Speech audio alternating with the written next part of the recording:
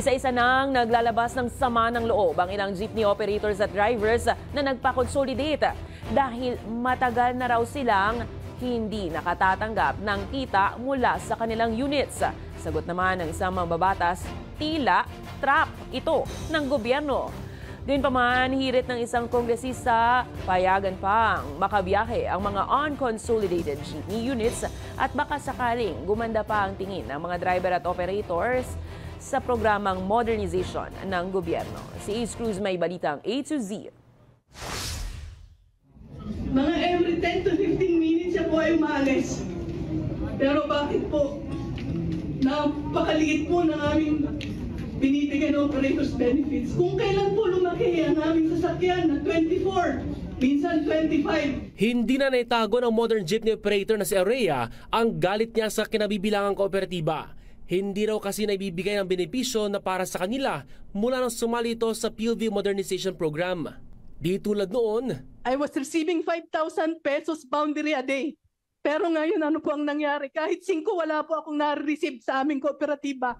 Kaya't para kay Kabataan Party List Representative Raul Manuel, tingin natin naging trap yung mandatory franchise consolidation na yung mga pumasok, nagsuko ng kanilang prangkisa, kapag may problema dun sa kanilang cooperative o korporasyon, di na nila mababawi yung kanilang franchise. So parang one-way ticket lang pala yun, Mr. Chair. Kaya't nararapat lang daw na huwag gawing sapilitan ang pagpapakonsolidate.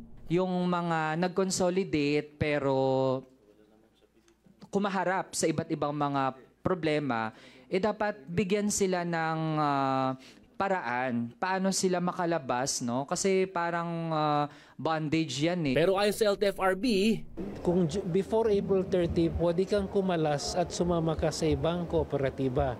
Pero after April 30, kung kumalas ka sa iyong kooperatiba, kolorum ka na dahil hindi ka na rin pwedeng sumama dahil na-reach na yung cut-off deadline, April 30. Sa datos ng Regulatory Board, 81.11% na nakapag-consolidate bagong takdang deadline noong April 30. Nasa lagpas 18% ang may tuturing na kolorum oras na matapos ang due process o yung pagbibigay ng pamahalaan ng show cause order. Pero para raw kay Rizal 3rd District Representative Jose Arturo Garcia, kaysa raw mag-rally ang mga unconsolidated jeepney drivers at operators, aralin nyo, baka pwede naman yung ayaw talaga, yung mga hardliner, payagan na natin.